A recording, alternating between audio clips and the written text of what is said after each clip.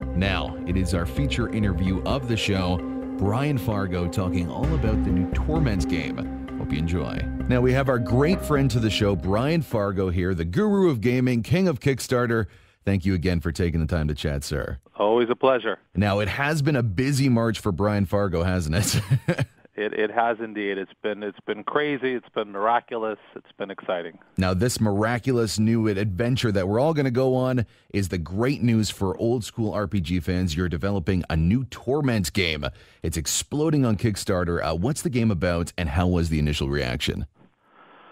Well, the initial reaction was beyond our wildest dreams. That's an easy one to answer, and we were I was scared going into it. It was there's a lot of talk about Kickstarter fatigue.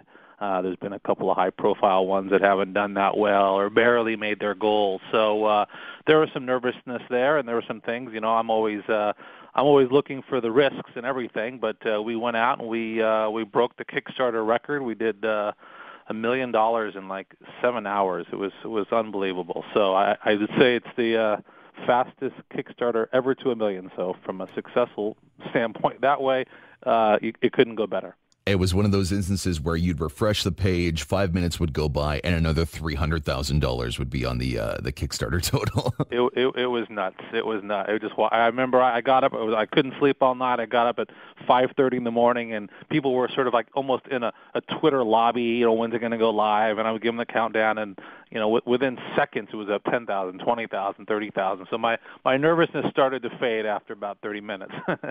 Now, why do you think it was so successful so quickly? Like, what do you think draws people so much to this style of gaming? Because I think it is something that a lot of people do think that they are the old school RPG fans and they're individual. But clearly, what we're seeing here with this new Torment Kickstarter campaign, that it's a very large component that wants this sort of game. I think the most important thing about if you're going to do, I think any product really on Kickstarter, is you've got to be delivering them something they cannot find somewhere else. That's why you'll see a lot of Kickstarters that have tried to do things like on the mobile gaming space, and the numbers they bring are generally not that high because there's just so much choice. I mean, how many iPhone games are there? There's usually something to scratch your itch. For this particular kind of game, they don't have a lot to choose from. They've been wanting it. So for almost a decade, we've had fans that want the game, and we've had retailers that didn't want them and publishers that didn't want to finance them, but we had creators like me that wanted to make them. So finally, we can get them a kind of game that they can't find somewhere else. And so I think that is number one that applies for role-playing games, especially a single-player role-playing game like what we do, and for this one in particular. Mm-hmm. Why now? What do you think has made the stars align, essentially? Because like you said, it was 10 years in the making. As soon as Planescape was done, they wanted another sort of game to play. What has made this time so perfect for you and your plan of making this new game? Well, let's see. I guess. Well, let me say a couple different things. And I would say one other thing based upon why I was successful. I also think our pitch on Kickstarter was very robust. It was very detail-oriented. It was all the things we knew that they wanted to know about. So I think that also helped with our success. For us on the timing, you'll remember, we did a Kickstarter just a year ago, so this was pretty unusual that we have a concurrent one. I think we're the only company who's ever done a concurrent one, which was yet another reason why people said you're crazy to go out now. But in reality, we're like the way a film works, is which you want to have pre-production. I read the other day that Pixar has a 2-year pre-production, and then they have that team finish it up and hand it off to the production side. I'm no different. And so I made my case to the people, and they understood it, and obviously they backed it. And I think so why for us also is that because Wasteland 2, everything we've shown them on Wasteland 2, they've really loved. And we've shown them the actual game in and running and working. So for us, that made the timing right, and I think that helped push it over the top. Now, we talked about this before in the Wasteland 2 Kickstarter campaign. It seems like people who perhaps don't really understand the economics behind Kickstarter will wonder why, after you've gotten, a few $1 million over your initial goal, what are you doing with that money? Now, obviously, we've talked about it in the past, but for this new product, you're already far and above that initial goal. For those who don't understand, what exactly happens with the money that goes beyond what you had planned out initially? Yeah, I think that's a great question because people often don't realize that. I think the most important thing to know is that we don't make any profit off of Kickstarter. Every dime that we get either goes into production or some kind of physical goods if we had to deliver that. And so we make these games scalable such that we can continue to make them bigger and better. So when our initial goal was $1 million, we have a very smaller game in scale that we've designed. We think we can give you the minimum entertainment sort of right there. As we go up to 2 million or even 3 million, we bring on more writers. The world gets bigger. The world gets deeper. We have more portraits, more music. Now we're going to have an orchestra do the music rather than have it just done in a studio. So we just continue to expand upon it, because our success, if we're going to have a corporate profit success, has to come from how good the product is for sales later, not from the money that comes in from Kickstarter. There's never the circumstance that even reading through a lot of the contributors and people who are commenting on this, there's never the circumstance where money can't be used for something to improve the game. It's not like, I don't know what to do. You're never in the situation where you don't know what to do with the initial revenue that's coming in or anything like that. No, it's something like that. It's interesting because you have to remember, and the Kickstarter success and the millions of dollars is wonderful. It's successful. It's a lot of money, no doubt. From a publisher's perspective, like we have about 45,000 backers right now. If they were to make a game and sell 45,000 copies, it would be a disaster. Yeah. Somebody would get fired for it. So we're on a different scale, and the point of that is that their budgets are 20 million, 50 million, 100 million. So for us to spend 2 million or 3 or 4, it's not a lot of money to be spent on a game in the classical sense. Even though our game's going to have as many game hours of experience, but they'll go spend that. They'll spend $1.5 million a minute just on the opening cinematic cartoons.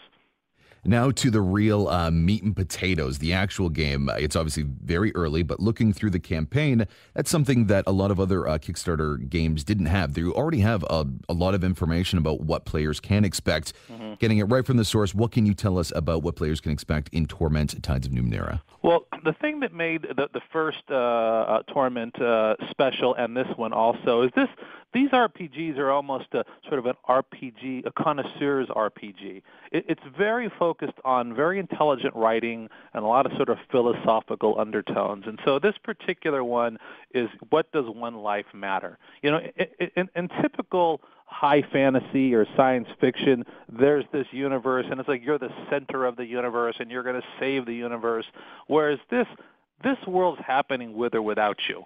And so it's finding your role in it and asking some basic questions of humanity is, what does one life matter? And there's a focus. And the lead designer on this, his background is in writing and in philosophy, and it's a different kind of more cerebral experience.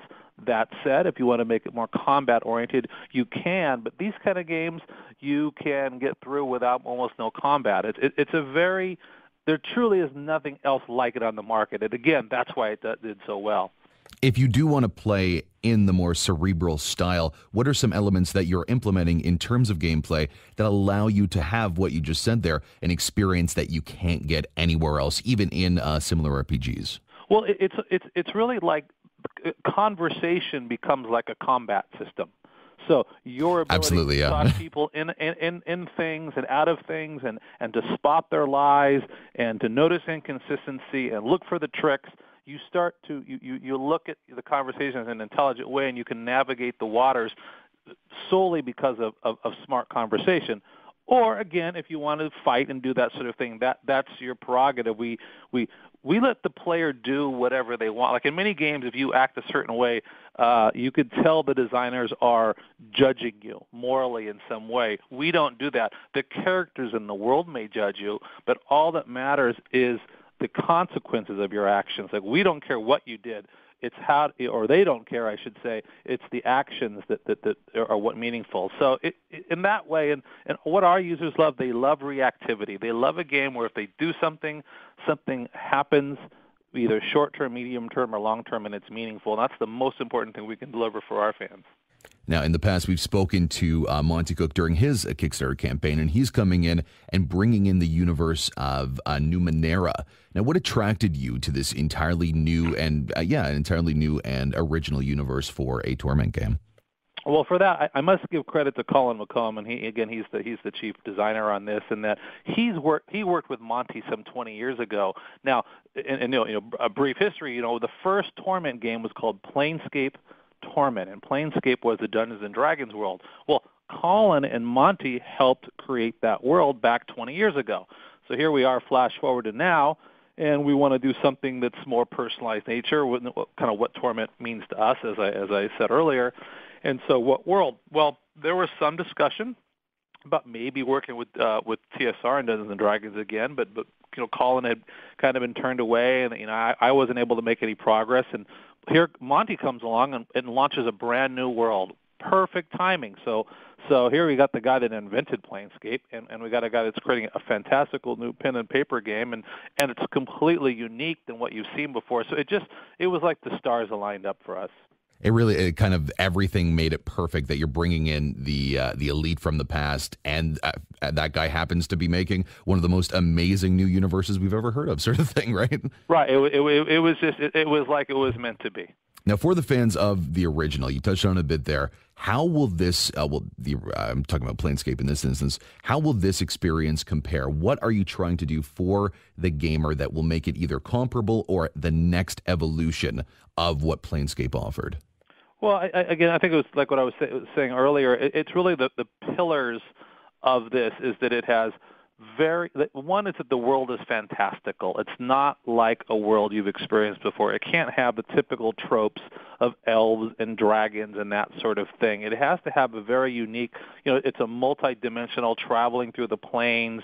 The characters themselves are just everything sort of inverted and twisted, and it isn't like you've seen this 1,000 times before. That's number one. Number two is, again, using conversation as a weapon, and we have some other big writers are going to be coming aboard later that are very well known for and have a lot of fans. We're just bringing some of the top writers in the world in on this thing so that you're getting a very intelligent experience. And then the reactivity is a big one, and then again the sort of personalized nature of looking at what's important to mankind. I think that those are the things that made the first one work, and those are the things that are going to make this one work. So we are going to be back in that experience where one individual who played Planescape had literally an experience that could not be replicated by another. You're hoping to get something kind of similar to that. Yeah, and so far so good. We have Mark Morgan did the music for the first one. We've already laid out the first track for this one. It has that same kind of haunting sound to it. It's just there's just a feeling to it, and I think these guys are already nailing it. Now, touching on the little bits we know so far, because of course that's what we have to do in our position, what are the concepts of tides and also the really interesting idea of a player's legacy integrated into the game? You outlined it a bit on the Kickstarter campaign, and I'd love to hear more from you. Well, the tides. So in typical Dungeons and Dragons, the tides are these sort of who you are, whether you're lawful good or lawful evil or chaotic good, and it's helping to describe the alignments of the player. And we think those are too overt, so we went for more sort of subtle things. The tides, which are again, these are motivating things, whether it's greed or vanity or these different sort of elements. And so I say that the game, the characters are judging you based upon your actions. So depending on how you behave is going to affect the way they perceive you in that universe. Now, with such success early on, has there been instances where, I believe we touched on this a little bit when we talked about Wasteland 2, where some contributors have a or even large portions of the contributor base have a very specific idea of what they want the game to be. And because it is, the nature of Kickstarter, there is that relationship, but it isn't the majority, even within the contributors you have. How do you bridge the gap to ensure that you make a game that is very much that individual's game as they are part of that Kickstarter campaign? Well, I think that there's no lack of really strong opinions in the role-playing fan base, but I think that there's a time where we have to have a strong artistic vision of what the product wants to be and what those pillars are, and those things we need to hang on to. There are other times where the people are speaking very loudly, and we should listen, and that's that's my job. When should we be listening and when should we not be listening? And there's a time and a place. And we'll even have some of the backers say, hey, don't listen to us too much. We'll screw this up. But there are other elements where they've made a really good point, or they remind us of things, more than anything. But one thing, I'll give you an example of something we're not going to do, is some backers would say, please make it multiplayer. Well, we think for the single-player narrative experience that we're creating, that would ruin it. So I don't care how many people ask for that feature, we're not going to do it, right? Yeah, that absolutely. Would ruin it. But there are other things where, hey, we'd like to see more cults. Yeah, that's cool. We like cults. We could see adding some. That might add to it. So those kinds of things that fit within the context of what we're making, we like to hear more about because, because usually what you do is you finish a game, then they all tell you what they like and don't like afterwards. And you always listen to that. So why can't I listen to some of that while I'm starting? And for those who are perhaps new to this, they don't have to be afraid that you're entirely to the tyranny of the majority sort of thing. You very much have a strong artistic vision, and you're sticking it with, of course, consideration of the fans that you're trying to serve. Yeah, and yeah, exactly. But you're taking input at a time where you can do something about it.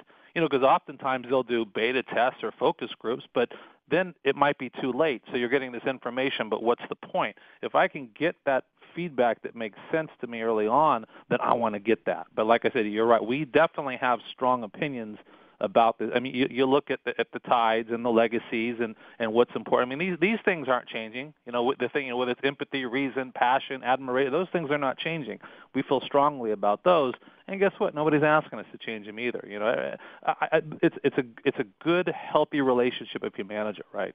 Well, again, we're very, very excited for this. We're only the first week in, and already you're flying through with contributions. Like you said, you have big writers coming in. Very, very excited. Final word, why should gamers contribute and be a part of this new Torment phenomenon, I'll call it? Well, I think it's simple, and as I put in my video, is that if you like this kind of game and you want this kind of game, you're only going to get it from a crowdfunding campaign, because a very small developer, 2 or 3 guys, they can't make a game of this size. The large publishers, it's not worth their time. This is the exact sweet spot that we can create this kind of game that people used to love to play, and they still love to play, but we haven't had a chance to get it to them. Well, thank you again, Brian. Can't wait to see what you come up with next. That's Brian Fargo on Torment Tides of Numenera. Thank you very much. Thank you.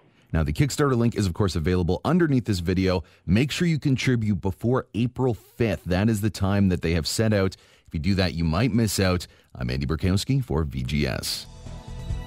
There's your show this week. We do hope you enjoyed. I'd like to thank Brian Fargo and Alec Jansen for joining the program. Remember, if you do want a free copy of the Citadel DLC for any system, just follow the guidelines that we outlined in the show and drop us a line. Make sure you subscribe, follow us, and all those other social media nuances. I'm Andy Borkowski. And I'm Shaggy Dave. Make sure you watch next week when we talk more about Witcher 3. We have the opportunity to talk to the lead writer on that game. Really can't wait for it. This is VGS on Talk Radio, AM 640. Make sure you subscribe and listen every week to VGS at 640toronto.com. Without a doubt, the worst episode ever. Rest assured that I was on the internet within minutes, registering my disgust throughout the world.